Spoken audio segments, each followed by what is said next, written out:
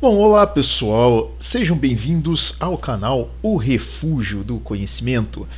Bom, daremos continuidade aqui hoje, não é? A respeito aqui da série sobre a história da cultura e das etnias. Bom, pessoal, hoje nós vamos fugir um pouco aqui do assunto, do termo geral, vamos dizer assim, da história em si, seguindo ali a cronologia, né? Em relação aqui aos acontecimentos, né, sobre a Roma Antiga, né, sobre ali o início do Império Romano, o desenvolvimento do próprio cristianismo em si, né.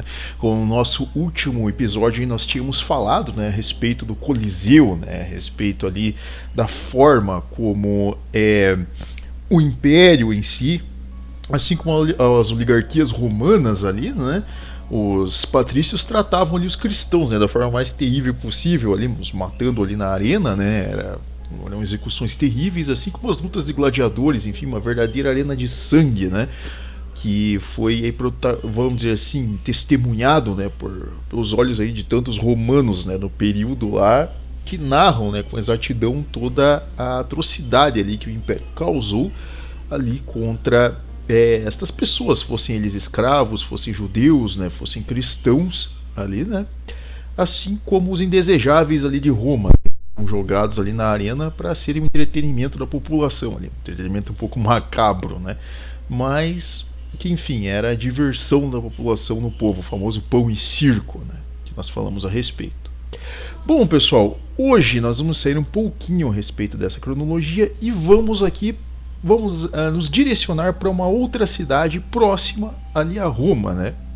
Na região ali onde hoje conhecemos como Nápoles, né? Essa região que ela foi o palco de uma das catástrofes históricas, digamos assim, mais contadas, né? Aí no mundo moderno, né, a respeito do período, uma das principais catástrofes naturais, catástrofe essa que inclusive fez surgir uma nova ciência, o estudo de uma nova ciência, inclusive no mundo, né? E constam-se muitos relatos a respeito, até porque envolveu no período historiadores da época, né? Assim como estudiosos do período que narraram ali com exatidão o que ocorreu, né, nesse episódio aí tão fatídico, né? Nós vamos falar aí justamente sobre a tão famigerada cidade de Pompeia hoje, né? Essa cidade aqui do interior aí da Península Romana, né? Aí da Península Itálica.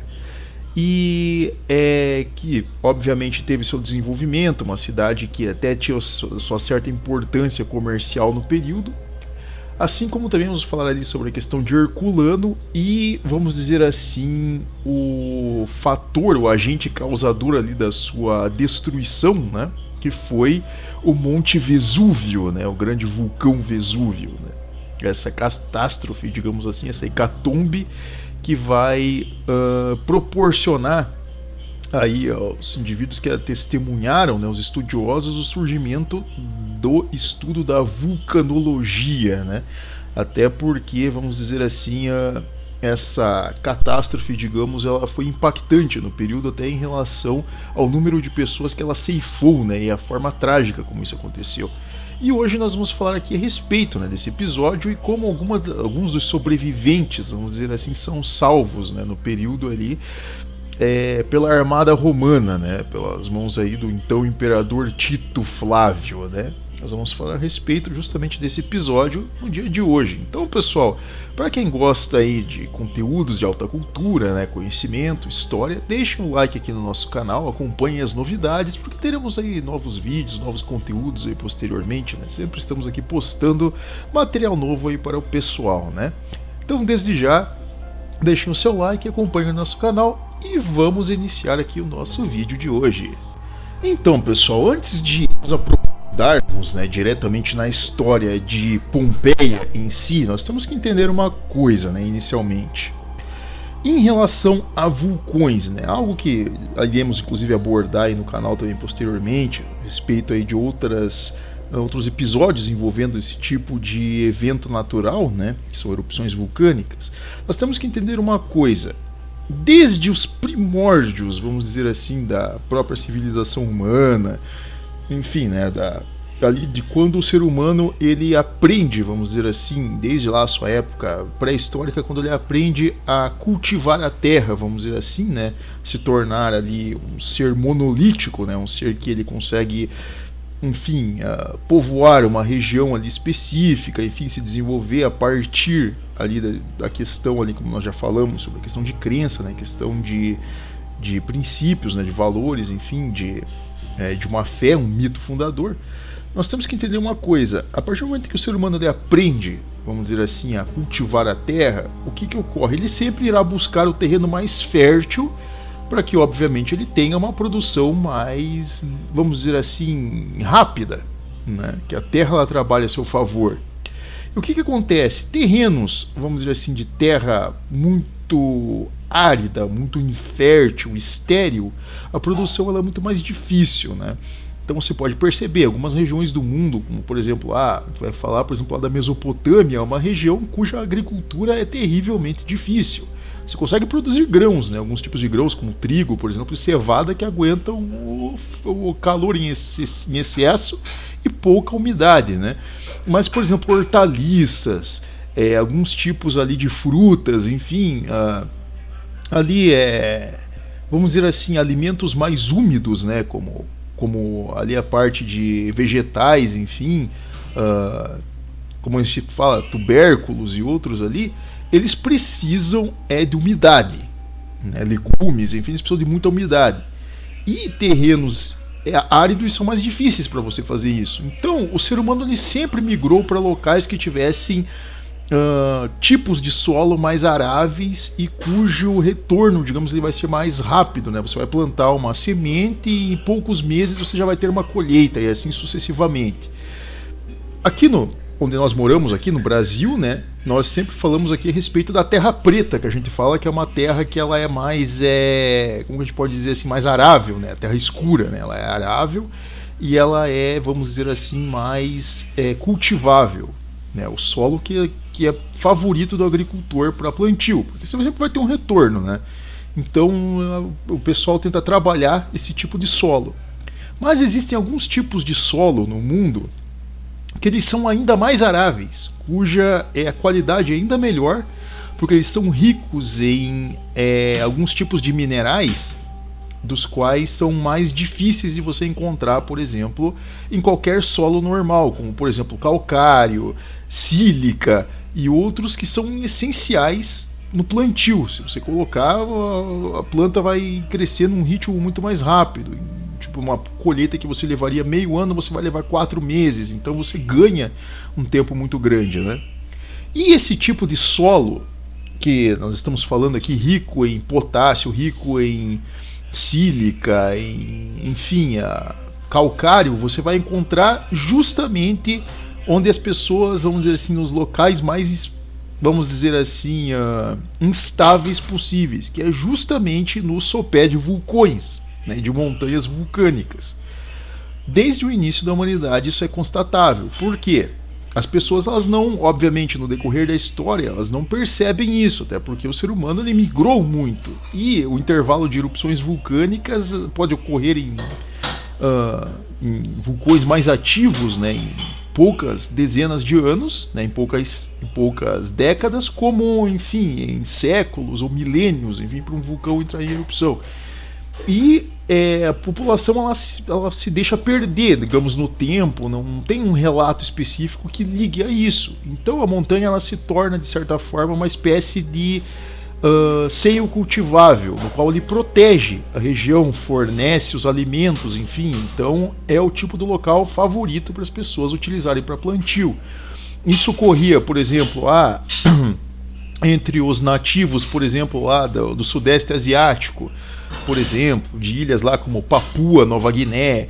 Hoje a gente vê, né, os papuas, por exemplo, você vai pegar lá os habitantes de Bornéu, por exemplo, os filipinos e outros povos, eles têm muitas plantações ao entorno de vulcões. Eles têm a melhor área arável deles em torno de vulcões. A Indonésia, por exemplo, é uma região que tem muitos vulcões, e a área mais, vamos dizer assim, específica para plantio, a melhor área possível, é ali, né, nesses locais. E no caso da Europa, quando você vê assim a topografia, né, a geografia europeia, o que acontece? Grande parte da Europa não possui vulcões. E o terreno não é lá tão arável, vamos dizer assim. Tem regiões que é um pouco melhor, por causa da umidade, enfim, outros fatores, né, que impulsionam a agricultura. Mas, em grande parte, é um solo mais difícil e tem menos área vulcânica. Por exemplo, você vai encontrar vulcões na Islândia, por exemplo, né, que é uma ilha extremamente infértil, por incrível que pareça, né, que tem muitos vulcões, parece um solo de outro planeta, né, quando você vai para a Islândia ou para uma terra dessa forma assim, Groenlândia, né? E você tem vulcões somente em algumas regiões extremas lá da Rússia, como o caso da Sibéria, que existem alguns vulcões inativos, ou no leste da Rússia, lá na parte da Eurásia, né, que a gente fala que tem vulcões. Mas, em termos geral, na Europa não existem vulcões. Somente em uma região europeia constam vulcões, que é a região justamente ali que compreende a região de Nápoles, na Itália, né, e a ilha da Sicília, ali, que são duas regiões que pertencem à Itália, né, à Itália atual, né, é onde constam ali cerca de 4 ou 5 vulcões na mesma região, para o pessoal ter uma ideia. Sendo que o mais simbólico de todos, né, o mais aparente, vamos dizer assim, né, cartão postal da região, é justamente o Vesúvio, né, o Monte Vesúvio.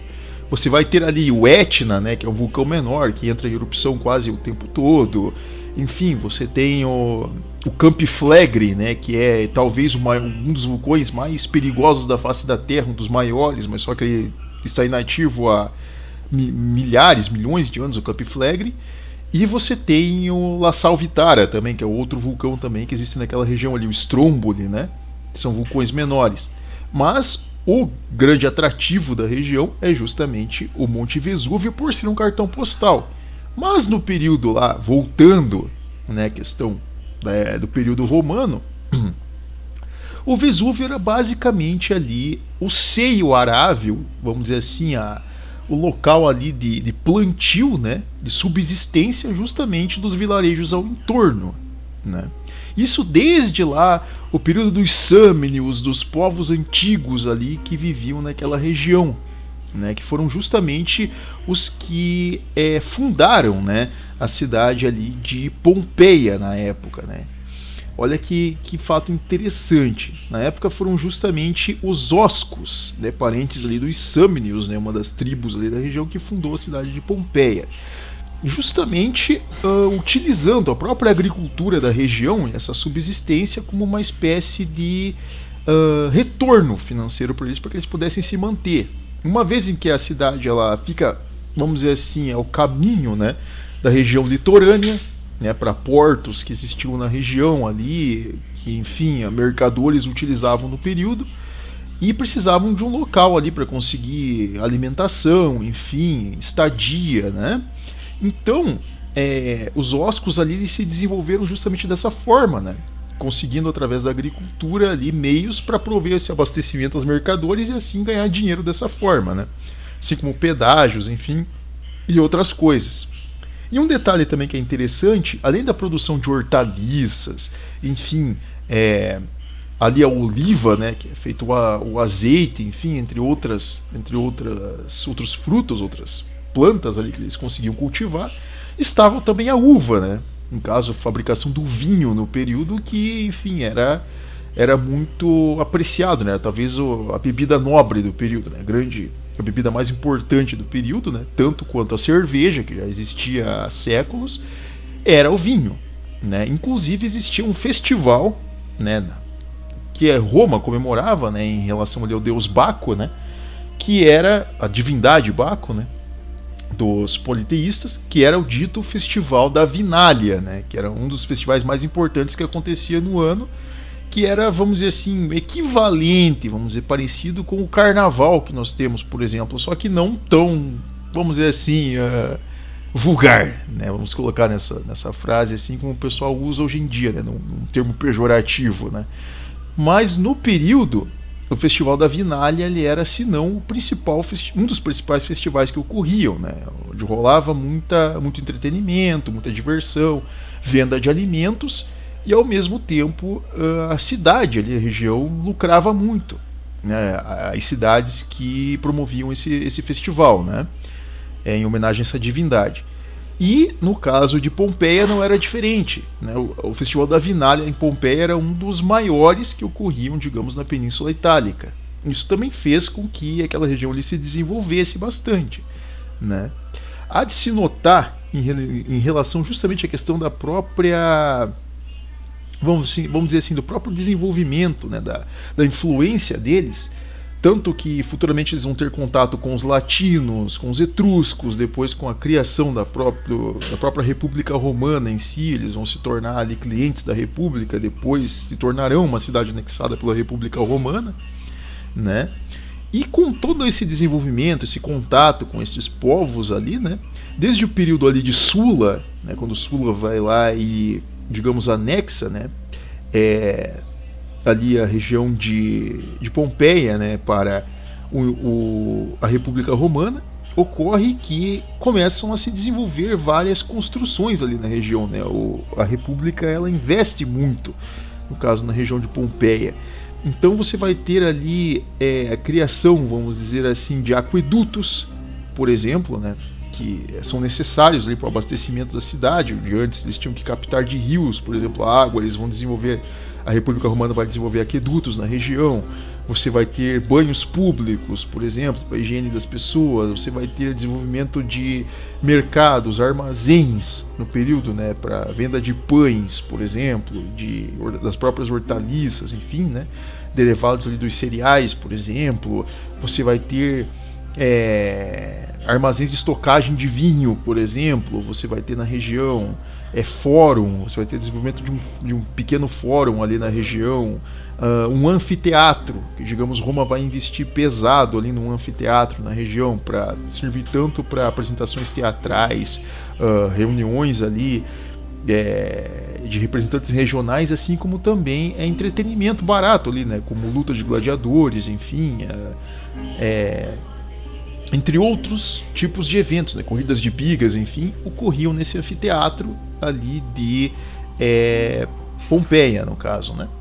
E era uma cidade em que ela tinha sua certa efervescência, vamos dizer assim, uma cidade que ela era bem frequentada, vamos dizer assim, até pela população romana, era uma instância, vamos dizer assim, né? Uma instância ali de uma espécie de turismo, vamos dizer assim, que o pessoal da aristocracia romana frequentava para fugir, digamos assim, do ambiente caótico ali da capital romana, né? Então era uma espécie de instância ali de lazer, né, os romanos, e, entre outras, né, existiam outras regiões como Capua e outras, né, que também funcionavam da mesma forma, né, mas Pompeia tinha esse certo destaque, né.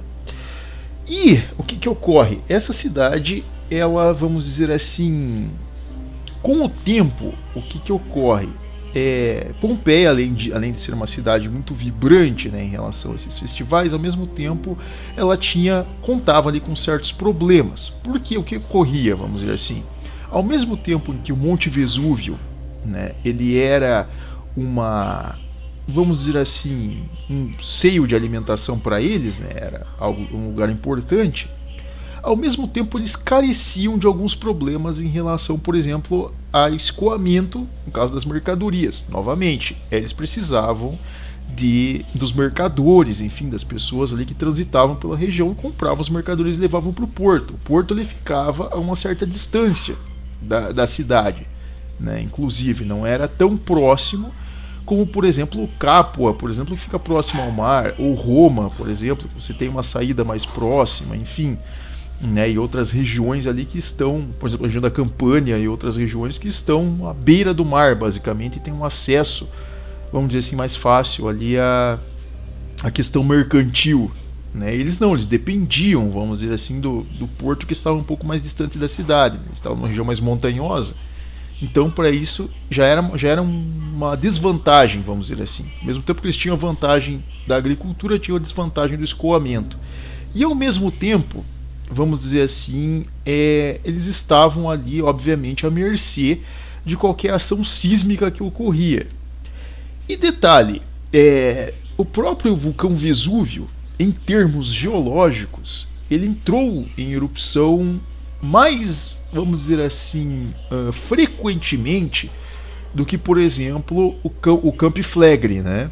Os campos flegreus que entram em erupção em milhões e milhões de anos, em centenas de milhares de anos, que são mega erupções, né? Que um dia ainda vamos entrar ainda a respeito desse assunto, né? Que envolve outros grandes vulcões que existem na face da Terra e quando entram em erupção causam danos inimagináveis, digamos, às formas vivas, né? Mas o vulcão Vesúvio ele entra em erupção mais frequentemente, não tanto quanto o Etna, que é basicamente de 5 em 5 anos esse vulcão está entrando em erupção, né? A caldeira dele é muito pequena, né? A câmara magmática dele é muito pequena e ele entra em erupção ali frequentemente. Ou mesmo ali o Stromboli, né? Que sempre causa ali pequenos abalos. Mas no período, o que ocorre? Coincide, vamos dizer assim, esse boom desse desenvolvimento da cidade de Pompeia, né? Que é ali um intervalo de mais ou menos 4 séculos, mais ou menos, que a cidade se desenvolve, né? Entre 3 e 4 séculos, ali contando entre mais ou menos 300, mais ou menos, ali antes de Cristo, né? Até, vamos dizer assim, o seu colapso em 79, contando ali uns 4 séculos mais ou menos, coincide justamente com o período em que esse vulcão, o Vesúvio, não entrava em erupção há séculos, há um bom tempo. E o que ocorre? Vendo em questão ali geológica, né? A câmara magmática do Vesúvio é muito grande, é uma câmara magmática muito maior do que a do Etna, por exemplo, né? E cada vulcão, quando nós pegamos a questão em detalhe, né, de cada vulcão, eles têm uma forma diferente de, vamos dizer assim, entrar em erupção, né? Quando você pega, por exemplo, os vulcões da Islândia, por exemplo, o Eyja, por exemplo, que é um dos maiores vulcões da Islândia. Quando ele entra em erupção, ele ejeta muito gás venenoso, né? Ali esses gases são capazes de, por exemplo, destruir plantações, enfim, asfixiar animais. É bem complicado. Ele não é um vulcão que ele expele tanto material, que ele causa tanta destruição em relação à sua erupção propriamente, mas sim pelos seus gases venenosos ali que ficam saindo, exalando ali pela caldeira do vulcão pós-erupção. Então é uma característica do Eyja, por exemplo. Quando você pega o Unzen no Japão, que é um vulcão que ele causa muitos terremotos, um vulcão extremamente ativo em terremotos, e quando ele entra em erupção ele gospe muito material, né? Mas ao mesmo tempo o material dele não é tão, vamos dizer assim, explosivo, um material mais ali aquoso, né, e que não causa tanto dano, né. O problema do Vesúvio, vamos dizer assim, é completamente diferente. Ele é um vulcão que ele causa muitos abalos, a geografia dele, né, a geologia dele, ele causa muitos abalos quando ele entra em erupção, né. Isso já foi comprovado em erupções recentes, né, mais ou menos 100 anos, mais ou menos, que foi a última que ocorreu, né, uns 80 anos mais ou menos. É um vulcão que causa muitos abalos e o material ejetado por ele é um material muito explosivo e ao mesmo tempo ele é, digamos assim, ele é, vamos dizer assim, muito consistente. É um material que quando ele entra em erupção ele causa destruição. E uma destruição assim absurda. Um vulcão que ele não ejeta pouco material, e sim muito material, né? Porque a câmara dele enche de uma forma absurda e ele expele todo esse material, né? E o que acontece? No caso do Vesúvio, ele tem essa característica, assim como por exemplo, né, o Monte Pelé, por exemplo, no caso na Martinica, ou mesmo o Souffleur Hills, né, em Montserrat, que tem uma, vamos dizer assim, uma aparência parecida com o Vesúvio, né? São vulcões muito parecidos. Mas o caso do Vesúvio é justamente essa questão, né? E há um detalhe, né? Que quando esse vulcão ele entra em erupção, ele causa um fenômeno, quando ele ejeta o material dele por entre as bordas, que a gente chama de fluxo piroclástico, né? Os cientistas chamam esse fenômeno de fluxo piroclástico. É algo extremamente perigoso, é como se fosse uma avalanche, só que de material incandescente, né, rochas e outras coisas, que destrói tudo o seu caminho. É algo extremamente terrível. É uma das coisas mais absurdas que um vulcão pode produzir, é um fluxo piroclástico. E o caso do Vesúvio, ele é o tipo do vulcão que ele produz esse material. Absurdamente. Mas, voltando à questão aqui cronológica, o que ocorre? No período, os habitantes de Pompeia e Herculano, né, que era uma espécie ali de vilarejo próximo, né, eles sentiam os abalos sísmicos provenientes do vulcão, né, no caso da montanha. Porém, obviamente por questões de crença, enfim, local, politeísta, né, por estar muito ligado à questão da natureza, a população ela acreditava que isso era alguma espécie de manifestação divina, alguma coisa desse tipo, enfim, paganista, né, politeísta, eles acreditavam que era uma simples manifestação divina. Outros achavam que se tratava ali, enfim, do próprio solo em si, que trabalhava em si, então eles não tinham uma noção a respeito, porque nunca em um relato, por exemplo, dos antigos óscos, dos etruscos, né, dos povos ali que primeiro habitaram aquela região ali, dos próprios nômades, não se tinha um relato de terem visto uma erupção naquele monte. Isso não existia, eles não sabiam disso. Então era uma montanha aparentemente verde, cheia de árvores, né, plantas em volta. Era vamos dizer assim, um pequeno paraíso, né, era idílico. Então não se tinha nenhuma notícia a respeito disso, né? Era praticamente camuflado isso. Então as pessoas elas viviam de uma forma muito pacífica naquela região ali, justamente desfrutando de toda de todo esse desenvolvimento, né? Toda essa bonança, né, proveniente ali da montanha. Porém ocorre que assim, mais ou menos no ano ali de 50, 60 depois de Cristo, ocorre um grande terremoto na região de Pompeia, né? Ocorre um terremoto ali de uma escala um pouco grande, né? E esse terremoto ele danifica algumas estruturas da cidade ali, que eram, por exemplo, alguns banhos públicos, parte do fórum da cidade, inclusive do próprio anfiteatro, ficaram danificados, decorrentemente justamente desse terremoto, né, que ocorreu, e causou certos prejuízos financeiros, digamos, para a administração da cidade. Enfim, foi uma situação um pouco caótica. Algumas pessoas morreram nesse episódio, né? Mas foi um incidente isolado. Então o que ocorre? A cidade ela já ficou endividada, vamos dizer assim. A administração da cidade ela se endividou, né? Houve na época uma comoção, uma certa preocupação com o que ocorreu, mas vamos dizer assim, a questão das dívidas financeiras fez com que a própria administração ela buscasse acalmar a população para justamente conseguir recuperar o prejuízo dos danos, né, decorrentes desse terremoto.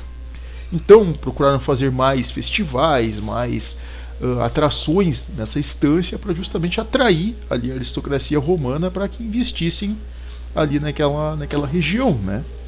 E esse evento, né, que foi vamos dizer assim, dentro da geologia, né, enfim, da questão científica, foi uma espécie de aviso, né, da própria montanha de que estava ocorrendo alguma atividade. Esse aviso ele foi ignorado, né, por parte ali da própria administração, enfim, e dos habitantes, enfim, né? Mas até esse tipo de situação, né, chama a atenção de um dos historiadores ali da região, e uma espécie de cientista também, filósofo do período, né, que era Plínio o Velho, né?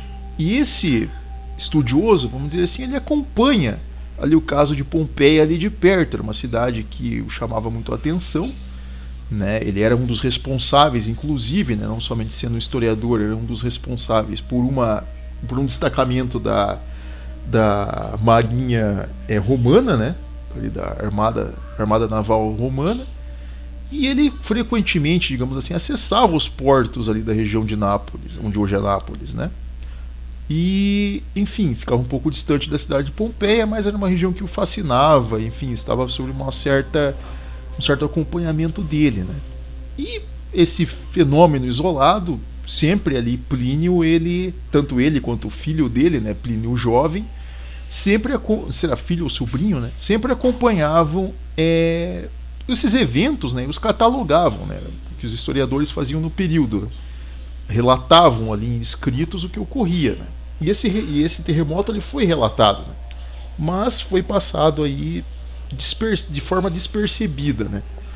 E a administração, obviamente, começou a captar ali, vamos dizer assim, subsídios financeiros ali para conseguir reconstruir a cidade. E era o que eles estavam fazendo, né? Os cientistas, inclusive, atualmente, nas suas escavações, né, nos seus estudos ali na região, comprovaram, né, que no período em que vai ocorrer a tão famigerada catástrofe, a cidade ela estava em processo de reconstrução, inclusive, de alguns de seus pontos, né, como seu mercado, parte do fórum, inclusive do anfiteatro, estavam em reconstrução no período, né? Há relatos sobre isso. Então, é algo que se deve levar em conta, né?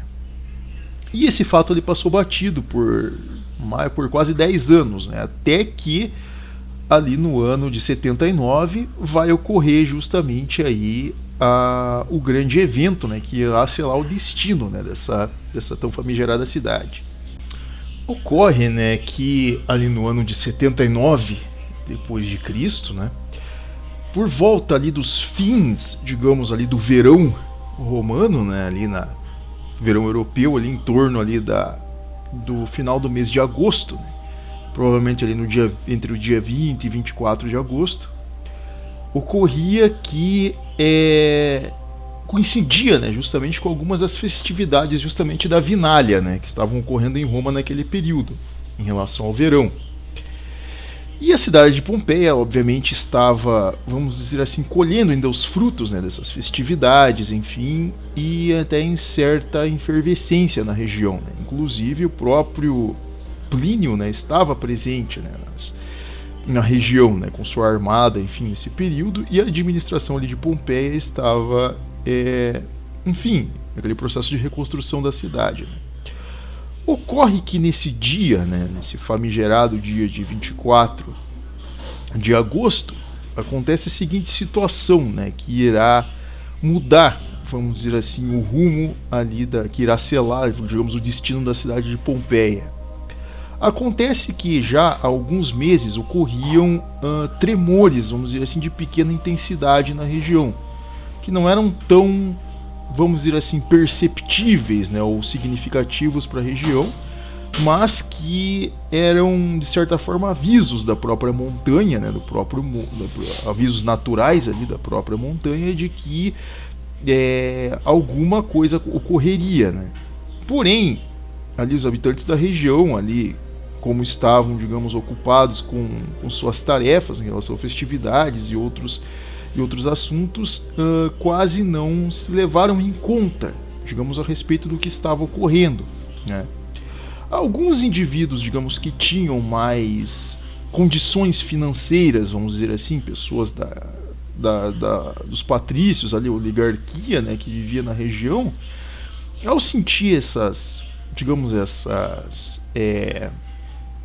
alterações, alguns até se preocupavam, os mais supersticiosos, vamos dizer assim, se preocupavam e, digamos, deixavam a região, né? Até porque alguns eram oligarcas, enfim, donos de estâncias ali de veraneio, e voltavam ali para Roma ou para as cidades ali que pertenciam e não ficavam muito na região de Pompeia, afinal era mais uma área turística, né? Eram mais os habitantes mesmo da própria cidade, os moradores, a gente diz a classe média, né, ou mesmo ali os servos, enfim, os escravos, que dependiam mais da região, né, os agricultores, enfim, que sentiam todo esse problema, mas ao mesmo tempo eles não tinham para onde ir mesmo, né, a vida deles era ali. Então, como eles já estavam acostumados com aquele tipo de fenômeno, eles achavam que não passava de mais uma, vamos dizer assim, mais uma ocorrência comum. Mas no dia 24 de agosto, né, de 79 depois de Cristo, a situação foi diferente, né? Para vocês verem o tamanho do cenário assustador, né, que ocorreu, vamos dizer assim, em relação a essa erupção, no dia em que ocorre, né, digamos, tão famigerada explosão, né, ela ocorre em duas etapas, vamos dizer assim, que são avassaladoras, né. Primeiramente, você começa-se, né, a sentir por volta de meio-dia, 1 hora da tarde, é o que os relatos dizem, tremores mais consideráveis de terra, né, vindos provenientes da própria montanha. Você via ali atividade constante na montanha, né. E isso já causa um certo pânico na população, digamos ali, que acompanhava ali, era uma época até de certa movimentação, a população começa a se assustar, vamos dizer assim, com o que estava ocorrendo. Os mais, novamente, os mais supersticiosos, mais, digamos ali, cautelosos, digamos, começam a se dirigir para a região dos portos, né? Até porque era uma caminhada um pouquinho longa, ali de Pompeia, né, como nós já dissemos, até a região portuária, ali onde ficavam ali os mercadores, né? O pessoal que saía, digamos ali, que, enfim, levava ali as mercadorias para as outras regiões, né? Além mar. Enfim, então era uma caminhadinha longa, né? E para essas pessoas era, vamos dizer assim, essencial que elas saíssem dali, porque a situação estava ficando feia, né? Eles mesmos viam que ali os tremores que estavam ocorrendo eram anormais, digamos, para o que estavam ocorrendo na cidade. Então eles começam a deixar a cidade, sair ali a pé, alguns que tinham seus jumentinhos ali, os seus cavalos, enfim, pegavam ali o que tinham e iam para a região portuária, né? Justamente para, enfim, se precaver, digamos, para qualquer tipo de problema, né? Pode ser ali, quem sabe, um terremoto como que tinha ocorrido, enfim, ou qualquer coisa parecida. Essa população ela sai, né? Esses mais cautelosos, vamos dizer assim. Outros, digamos assim, até alguns ricos, digamos assim, né? Uns mais oligarcas ali também conseguem sair ali da região.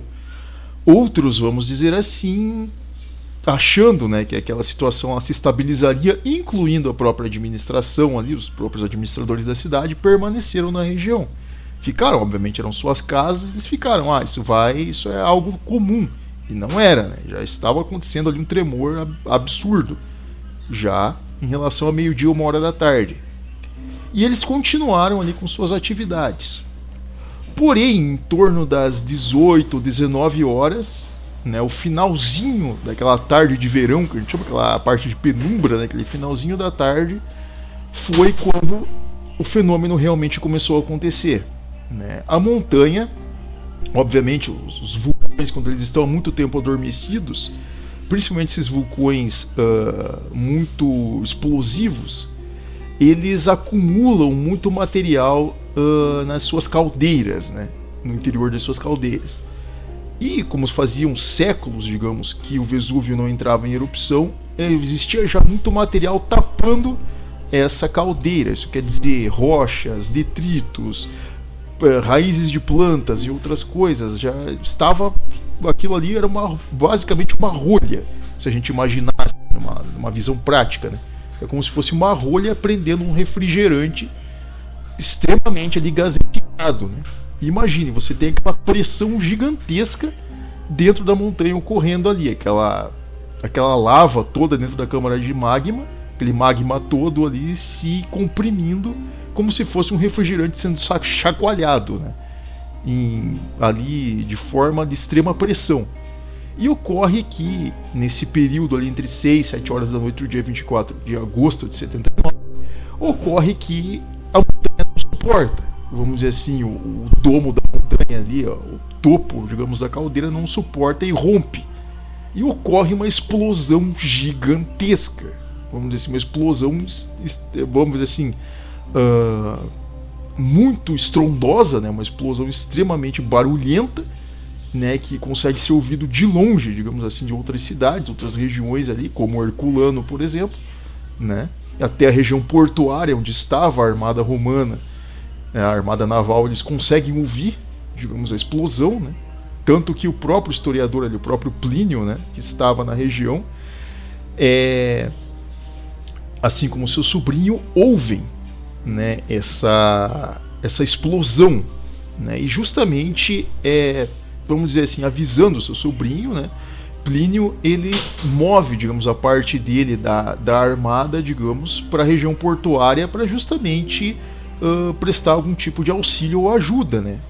Não se sabia ainda muito bem o que estava acontecendo, mas vai se perceber com a explosão, né, com o rompimento do domo, que se trata justamente de uma erupção, né, algo que os romanos talvez não tinham visto ali enquanto república, enquanto império, jamais tinham visto uma erupção, né? Até porque, vamos dizer assim, eles não tinham um resquício ali, não tinham um vulcão entrando em erupção ali naquela região, como o Etna ou qualquer outro, eles não tinham esse tipo de relato. Então, para eles já é algo assustador, né? Um fenômeno que eles não tinham visto antes. E a forma como ele ocorre é tão pior quanto. Não é uma simples erupçãozinha local que vai simplesmente causar um fluxo de lava numa certa região, causar pequenos danos e fica por isso. Não, foi uma erupção gigantesca. Então, expele ali uma nuvem de detritos ali extremamente quente, digamos, que sobe a atmosfera a dezenas de metros de altura e consegue ser vista de longe, né? Então isso já causava pavor às pessoas, né? E, enfim, ao mesmo tempo em que essa montanha entrou em erupção, ela também começou ali com o passar, né, dos momentos, os primeiros, os mais, digamos ali, cautelosos, os mais assustados, vamos dizer assim, já se puseram a correr para a região litorânea, né? Não esperaram, digamos, a situação continuar, ao verem aquela coisa absurda, né, aquela nuvem gigantesca brotando da montanha, como se fosse o próprio inferno, vamos dizer assim, acontecendo, puseram-se a correr, né? Pegaram as suas coisas, o que podiam, e saíram correndo. Muitos deles, inclusive, eram pessoas às vezes de classe média, outros um pouco mais ricos, enfim, que viram que a situação ia, vamos colocar no popular, ia feder, né? A coisa ia ficar feia, saíram correndo da cidade e tomaram um caminho para a região portuária, né? E o que ocorre? Outras pessoas, infelizmente, aqueles pobres, né, as pessoas às vezes que não tinham condições do que fazer, vamos dizer assim, ficaram na cidade, eles não tinham para onde correr. Então, eles pensavam, isso vai passar, né? Os que estavam mais próximos, vamos dizer assim, não tanto na cidade, mas na área mais rural, ou que dependiam da agricultura, foram os que mais sofreram primeiro. Por quê? Com a explosão do domo, né, no caso da caldeira, todos aqueles detritos que estavam presos no domo da montanha foram arremessados a dezenas de metros de altura e começam a cair como se fossem bombas, que a gente chamaria de bomba de pedra-pomes, né? São bombas piroclásticas que a gente fala. São bombas incandescentes, de material quente, né? Rochas quentes, que são arremessados a dezenas de metros de altura. E eles descem como se fossem bombas no ar, né? Como se fossem mísseis, basicamente, se fosse pensar nos dias atuais, né? E caíam sobre aquelas casas, aquelas taperas em que aquelas pessoas viviam ali, aquelas cabanas, né? Que eram agricultores, pessoas simples, e eles morriam ali soterrados, ali, atingidos por essas bombas piroclásticas ali de forma absurda, como se fosse uma chuva de pedra, literalmente, né? De pedras incandescentes. Então foi a população que pereceu primeiro, né? Há de se notar também que enfim, ali houve toda essa comoção na hora e não parou de chover esse detrito incandescente, inclusive algumas atingindo a própria cidade de Pompeia e já fazendo a população, obviamente, entrar em pânico, né? Os que podiam, novamente falando, pegaram e sumiram, digamos, tentaram fugir ali para a região portuária. Ao mesmo tempo em que a montanha ela ejetava material, ela continuava causando tremores, né, em relação ali à sua ejeção de material, causando inclusive agitação no mar, enfim, complicou um pouco a situação da evasão na parte da região portuária, né? A armada teve muitos problemas para conseguir salvar pelo menos os primeiros que chegavam ali na região, né? Os primeiros foram os que, digamos, conseguiram se salvar, digamos assim, que de alguma forma, né, conseguiram fugir daquela região ali. A armada conseguiu, em algumas embarcações, retirar alguns deles, né, da região, que já, vamos dizer assim, em primeiro momento os salvou. Mas para você ver como é que o negócio ele foi assustador, vamos dizer assim, que ceifou tantas vidas de formas tão diferentes. Ocorre que essa comoção dura certas horas, cerca de 3 ou 4 horas, mais ou menos, né, em que esse material ele fica sendo ejetado, né, como uma erupção comum ali, arremessando detritos, e a população ali, assustada, tentou buscar abrigo. Os que podiam continuar fugindo, arriscando a vida ali em meio às chuvas de pedras incandescentes, e outros, digamos, se escondiam dentro das casas, né? Era o que eles podiam fazer. Eles fechavam ali suas portas ali das casas ali, onde eles conseguiam ter um pouco mais ali de segurança, digamos, né? Algumas casas ali que tinham algum tipo de proteção, né? Eles se escondiam naquelas regiões, naquelas moradias ali, e ficavam ali quietos, né? Esperando vamos dizer assim, o evento passar, né? Esse problema passar. E o que acontece? Até cerca de 11 horas, meia-noite, vamos dizer assim, não houveram mais, ocorrências em relação a isso. Porém, os terremotos continuaram, né? E cerca de 1, 2 horas da manhã ocorrem mais ocorrências ali em relação àquela erupção. Primeiramente porque ocorre uma nova explosão da montanha, né, de detritos, uma nova erupção tão forte quanto a primeira, né, cerca de 1 hora da manhã. Essa erupção causa um tremor interno que arremessa, vamos dizer assim, detritos para a região, se não me engano, noroeste da montanha, atingindo justamente Herculano, né, que era a cidade menor, né, era um vilarejo bem menor do que Pompeia, e basicamente ali destruindo a cidade, soterrando ali, matando as pessoas ali instantaneamente, ali cozinhando essas pessoas, né, esses detritos incandescentes, né. A cidade ela é basicamente varrida, né, diferentemente de Pompeia, Herculano é totalmente destruída, né, o vilarejo desaparece, né. E Pompeia, ocorre que a cidade ela não foi atingida por essa segunda explosão, mas o tremor, ele vai, por incrível que pareça, ele vai causar precipitação no mar próximo, ele vai causar um terremoto, e esse terremoto vai propiciar uma espécie de maremoto, uma série ali de precipitações no mar, né, de ondas, que justamente vão atingir parte da armada que conseguiu zarpar e sair daquela região ali com alguns dos sobreviventes. E algumas das embarcações foram pegas e justamente destruídas no meio desse maremoto, ainda para piorar, né? Alguns dos sobreviventes, ainda metade deles, pereceram no mar por causa de um maremoto. Para vocês verem que situação tenebrosa. Você vendo o inferno correndo atrás de você, aquela erupção absurda, e à frente um maremoto que destrói ainda 2 ou 3 embarcações e mata metade das pessoas que estavam fugindo da cidade.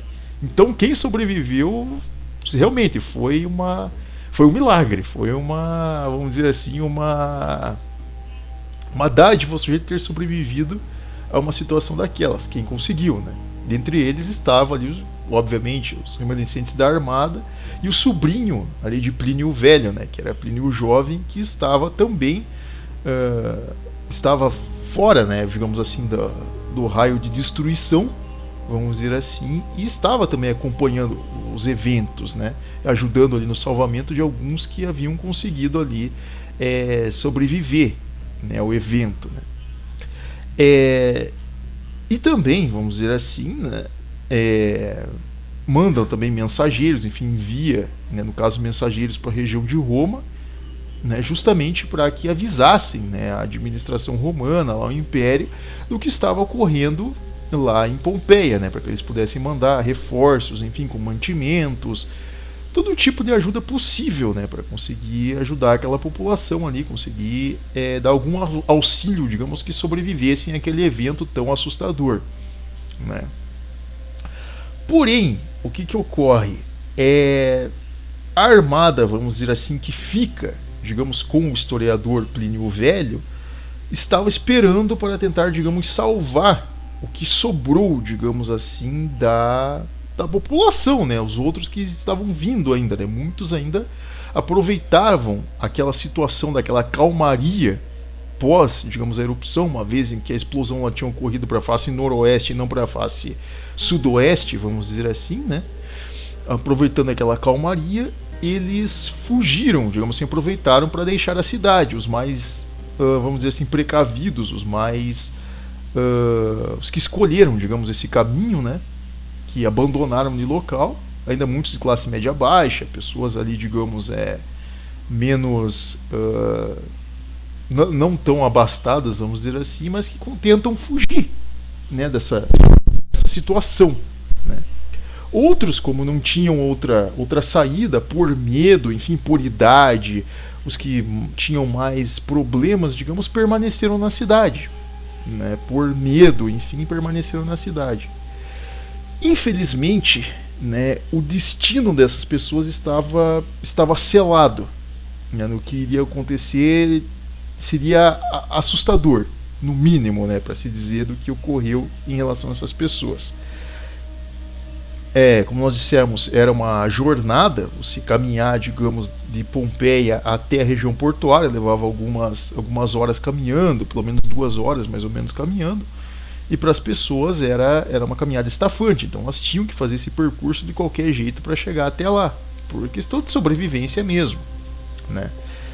Porém, ocorre que no fim da madrugada do dia 25 de agosto, cerca de 5h30, 6 horas da manhã mais ou menos, ocorre o grande, vamos dizer assim, a grande catástrofe, né, que selaria completamente esse evento, né. Ocorre que, vamos dizer assim, como nós dissemos, a câmara magmática do Vesúvio ela é extremamente quente e a montanha ela estava há muito tempo, vamos dizer assim, sem ejetar material, digamos assim. Ocorre que uma das faces da montanha ela tem um deslizamento.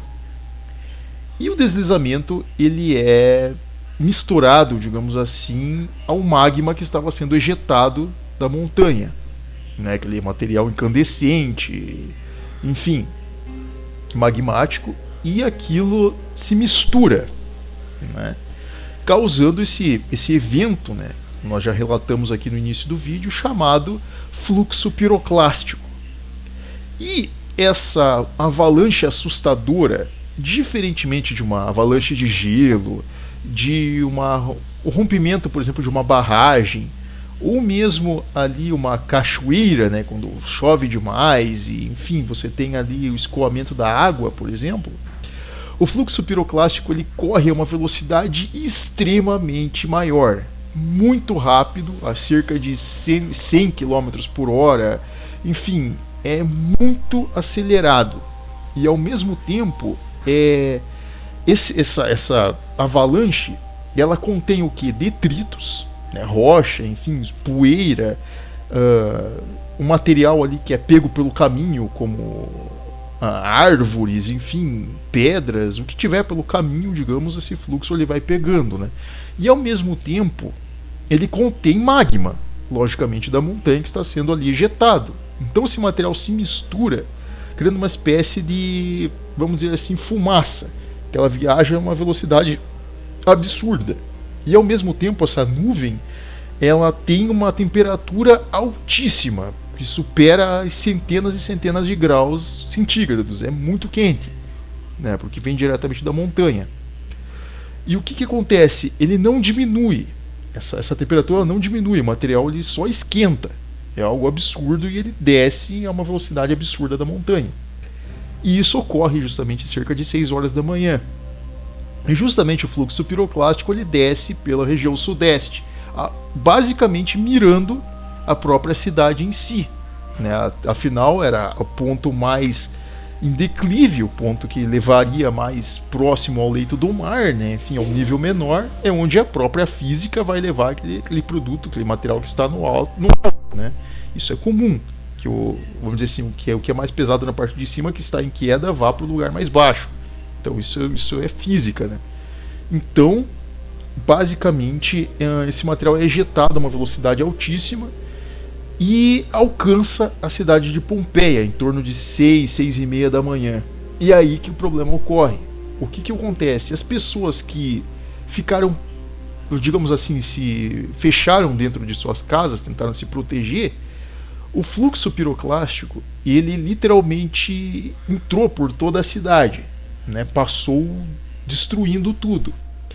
E essa, vamos dizer assim, essa nuvem, o calor tão grande dela, ele causou 3 situações diferentes, vamos dizer assim, que foram absurdas. Primeiramente, sufocou as pessoas. Obviamente, as pessoas elas morreram sufocadas, basicamente, né? Elas foram asfixiadas, né?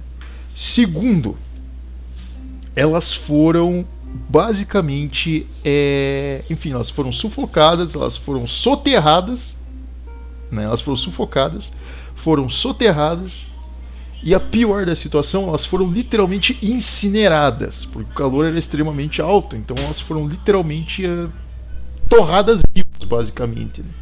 Então foi uma situação terrível, como você pegar uma carne e você colocar dentro de um forno extremamente quente e aquilo virar uma brasa. Foi o que aconteceu basicamente com, enfim, os habitantes de Pompeia. Eles foram incinerados vivos, basicamente, né? E foi algo assim, momentâneo. Não foi o tipo de catástrofe no qual as pessoas sofreriam. Por exemplo, uma catástrofe nuclear, enfim, uma catástrofe assim que, digamos, as pessoas ali perecessem gradativamente. Não, foi momentâneo. Foi a situação da pessoa ser sufocada, morrer asfixiada, ser soterrada e ao mesmo tempo incinerada viva ali, queimada viva como se fosse um carvão, literalmente, né? Que foi o que ocorreu com as pessoas dessa cidade.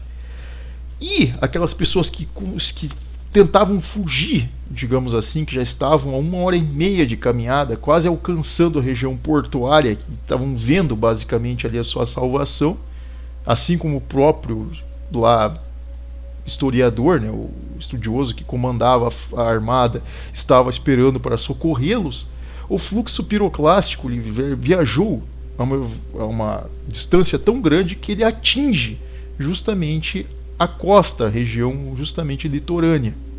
E ele vai literalmente pegar essas pessoas no caminho, vai queimá-las vivas, basicamente. Dessas nada sobrou, realmente foram literalmente tostadas, basicamente pulverizadas.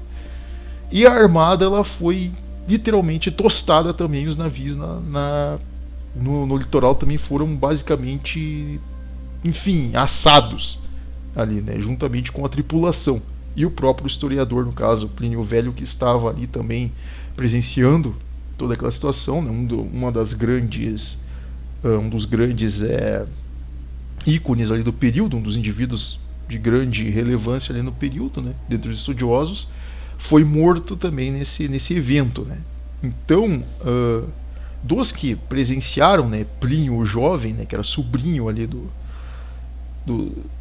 historiador, né, ele, vamos dizer assim, presenciou, né, todo esse acontecimento, né. Ele viu tudo acontecer e ele presenciou essa destruição em que ninguém, basicamente daqueles que, tirando os que conseguiram fugir em parte da frota, digamos, todo o resto da cidade foi literalmente, todas as pessoas foram mortas, sem escapatória, digamos assim, né. Talvez alguém que tenha migrado para alguma outra região tenha escapado, vamos dizer, mas a grande maioria foi morta, vamos dizer assim, nessa hecatombe, né? Que durou cerca de 2 dias, mas foi suficiente para destruir basicamente e levar ali a morte de milhares de pessoas ali que pereceram naquele único evento, né?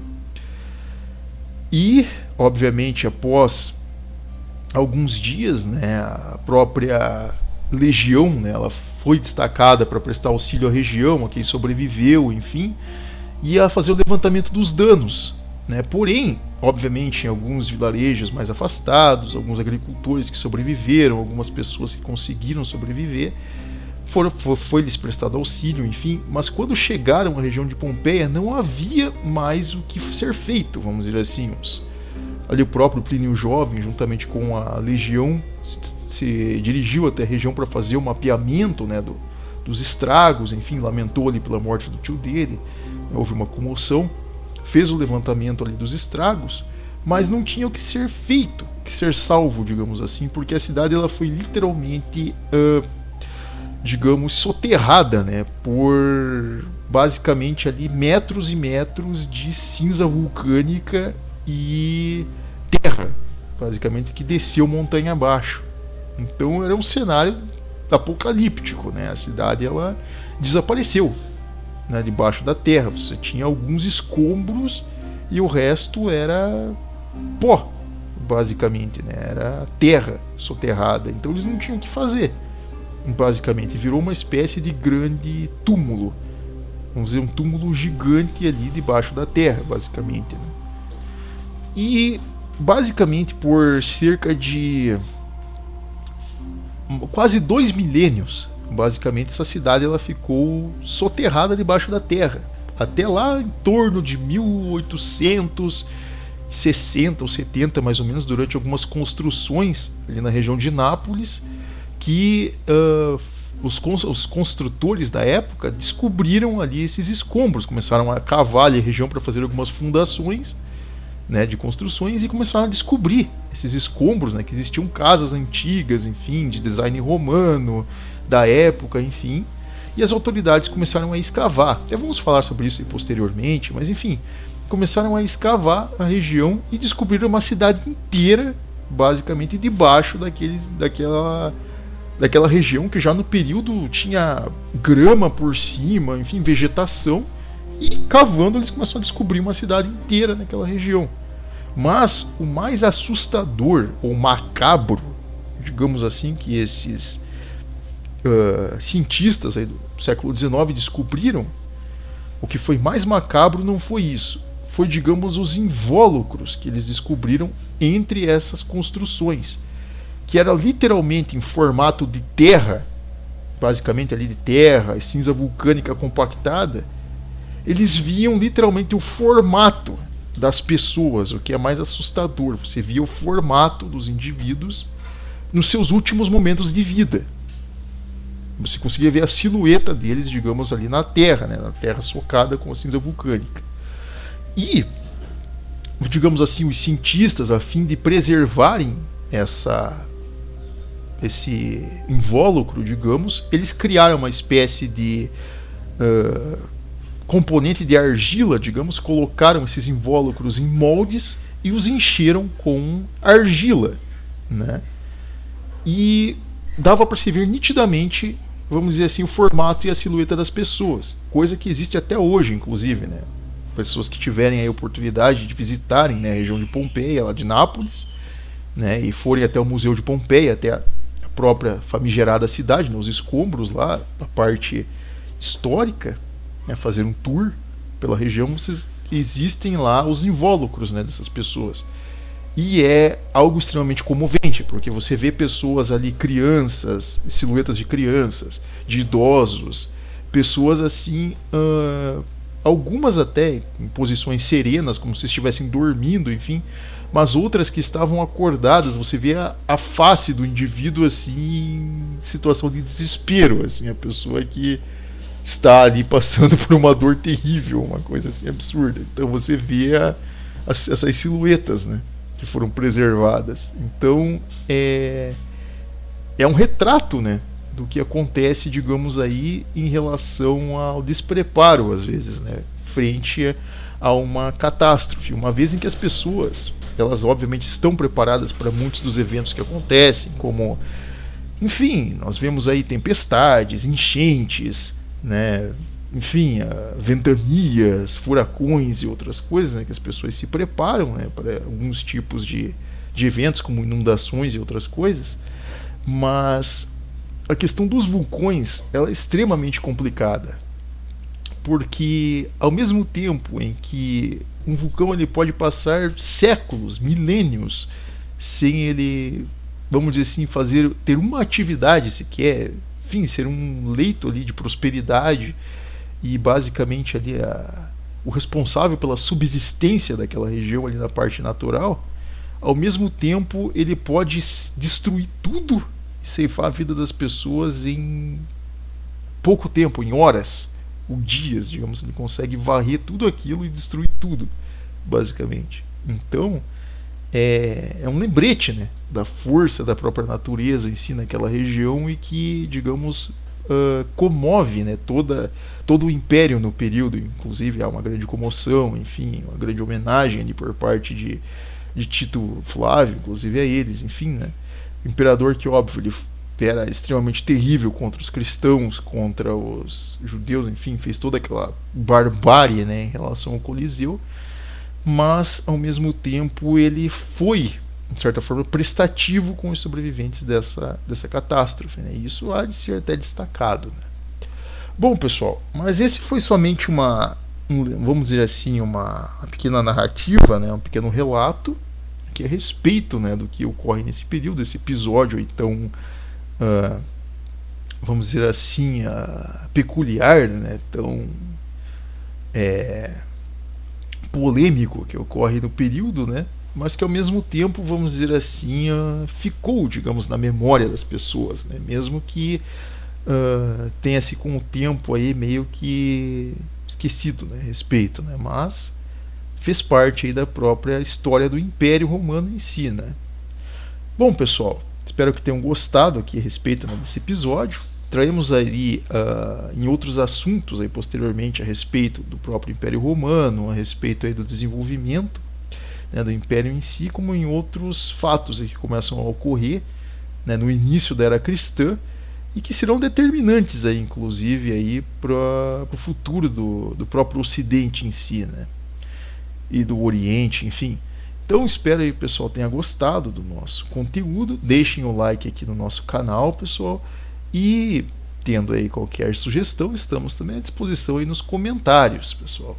E nos vemos aí, obviamente, no nosso próximo encontro. Desde já, muito obrigado.